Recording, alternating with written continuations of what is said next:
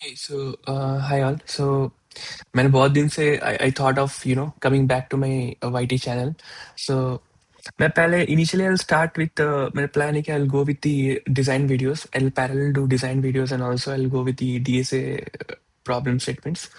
Okay. So right now today I'll be discussing one most important topic. I think mostly मैंने जितने interviews दिए हैं उसमें सारे में they have a question for vertical and horizontal scaling. So we'll know more about them, what it is, how it is used, and उसके क्या perks है, क्या downfall है, and किस में क्या use कर सकते हो, okay?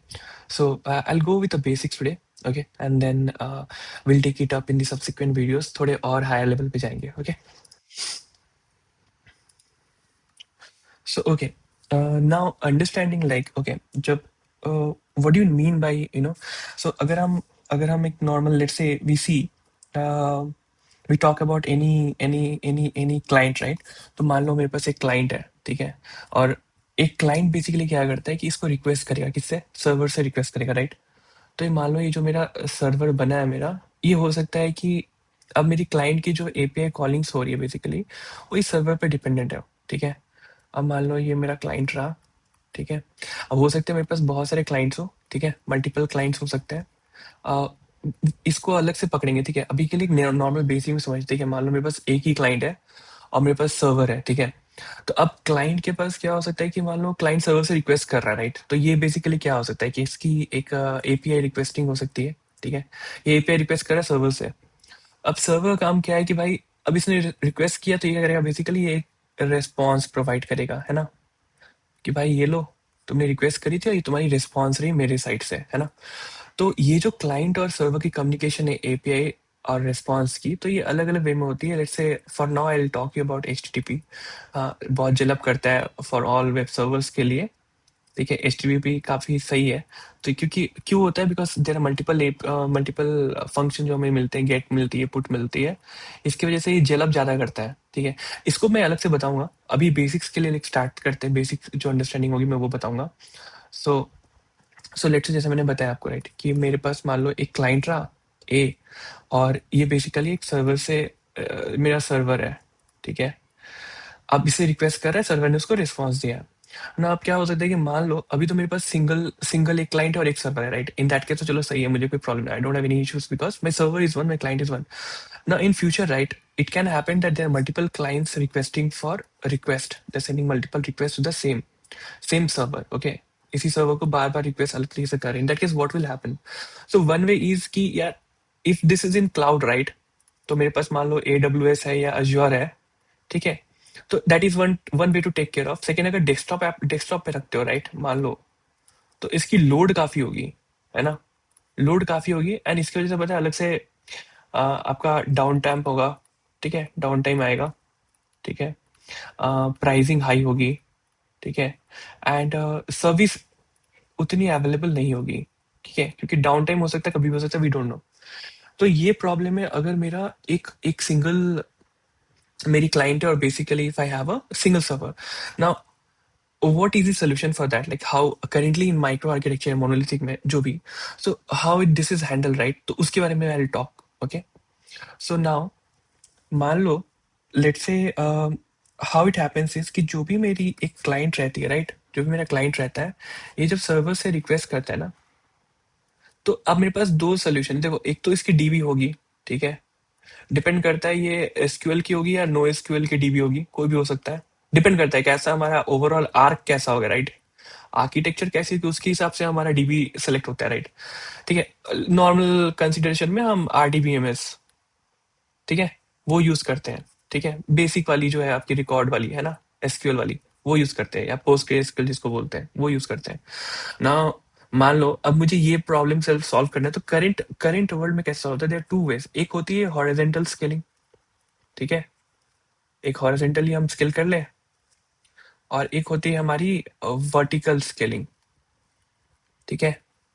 तो वर्टिकल हम स्केल कर ले, दो ही होती है, ठीक है?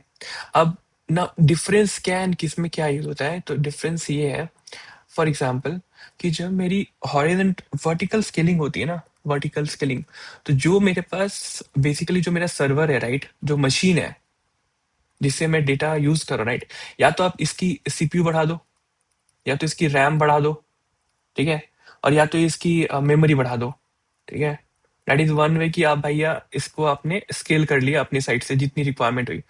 डिपेंड करता है आपका क्लाइंट कितने रिक्वेस्ट कर रहे हैं, उसके हिसाब से आपने बढ़ाया। और भी क्लाइंट बढ़े, you go on start increasing this all more, you start giving more CPU more RAM, ठीक है। पहले 16 GB का था, अभी आपने 64 किया, कल रिक्वेस्ट और बढ़ गई, आप 128 पे आ गए, ठीक है, और बढ़ी आप 256 पे आ गए। तो आप बढ़ते जा रहे हो बिकॉज आपकी क्लाइंट की रिक्वेस्ट बढ़ती जा रही है, तो आप यहाँ पे बढ़ाते जा रहे हो, ठीक है ना। सो ये होता है बेसिकली आपकी वर्टिकल स्केलिंग, ठीक है। That means you are vertically increasing the server, server की कैपेबिलिटीज आप बढ़ाते जा रही हो, हैविंग अ मोर। पहले छोटी मशीन थी, अब बहुत बड़ी मशीन है, आगे और बड़ी ले ली आपने, ठीक है। So this is what vertical scaling is all about. Now coming to horizontal scaling, right, इसमें क्या होता है, instead of having that big machine, right, what the plan is कि let's break it into smaller subsequent components, ठीक है। आपके पास पहले अगर एक बड़ी मशीन थी one, now you have four, ठीक है। अब क्या हो रहा है कि they start sharing loads among themselves, ये अपने में लोड शेयर करेंगे, ये अपने में कॉलिंग करेंगे, ठीक है, ये अपने में लोड बैलेंसिंग करेंगे, ठीक है। So what is load balancing, again मैं इसको गोइंग फॉरवर्ड आगे के वीडियोस में समझाऊंगा what is load balancing and how does it works. अभी के लिए आप समझ लो कि somehow ये एक मैकेनिज्म है जिससे they are balancing the overall, client की रिक्वेस्ट जितनी लोड बढ़ते जा रही है इसको बैलेंस कर रहा है। सो ये अपने में डिवाइड करते हैं कि हाँ इतनी रिक्वेस्ट है, विल ब्रेक की, चलो ए ने इतनी ले ली, बी ने इतनी ले ली, सी ने इतनी ले ली, डी ने इतनी ले ली, तो they break the number of loads and they divide among themselves. So that is called about हमारी हॉराइजॉन्टल स्केलिंग, ठीक है। अब बोलो यार दोनों स्केलिंग तो है, दैट इज कॉल्ड स्केलेबिलिटी, ठीक है। बहुत सारे डिजाइन में ना इसको स्केलेबिलिटी बोलते हैं, स्केलेबिलिटी के टर्म्स में डिस्कशंस होती है। So now you will ask me कि यार which one should I choose. So again it depends, ठीक है, ये ट्रेड ऑफ है, डिपेंड करता है कि आपकी आर्किटेक्चर कैसी है, ठीक है। लेट्स से आप अगर आपकी आर्किटेक्चर के ऊपर डिपेंड करता है, ठीक है। अब मान लो कि अगर मेरे को मान लो कि फास्ट चाहिए, ठीक है, तो मैं यहाँ पे क्या करूंगा, फास्ट करना है तो मैं अपने आप में वर्टिकल ले लूंगा, वर्टिकल स्केलिंग, ठीक है। क्यों, यहाँ पे एक मैकेनिज्म है कॉल आईपीसी, ठीक है, आईपीसी यूज होता है, तो ये फास्ट होती है, एक ही मशीन में रहता है ना, फास्ट रहती है। बट अब आपको चाहिए कि यार मेरे को लोड ज्यादा बैलेंस करना है, ठीक है, तो मैं आ जाऊंगा हॉरिजॉन्टल पे कि भैया मेरे को तो लोड बैलेंस करना है, मुझे घंटा फर्क पड़ता है कि मेरी कितनी डिले कितनी हो रही है, उससे फर्क नहीं पड़ता, बट लोड बैलेंस हो जाना चाहिए मेरा, तो ये मेरे हॉरिजॉन्टल स्केलिंग आ जाती है। जितने भी ओल्ड मोनोलिथिक, ठीक है, मोनोलिथिक आर्किटेक्चर है ना, उसमें यूज किया गया है वर्टिकल स्केलिंग मोस्टली, ठीक है। और जितने भी माइक्रो वाले हैं ना, माइक्रो सर्विसेज जिसको बोलते हैं, राइट, उनमें यूज करी गई है हॉरिजॉन्टल स्केलिंग, ठीक है।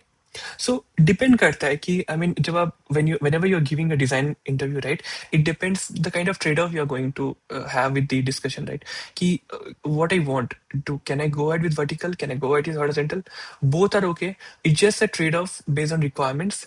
uh, you can choose one of them, okay. So आज के लिए बस इतना ही। This is a small video I planned just to give system design के basics is what I will cover going forward, and slowly I'll move forward with the higher discussions also. So yeah, I'm back again to my channel and I'll try my best, I keep on providing content on design and DSN algorithms. I really I don't know.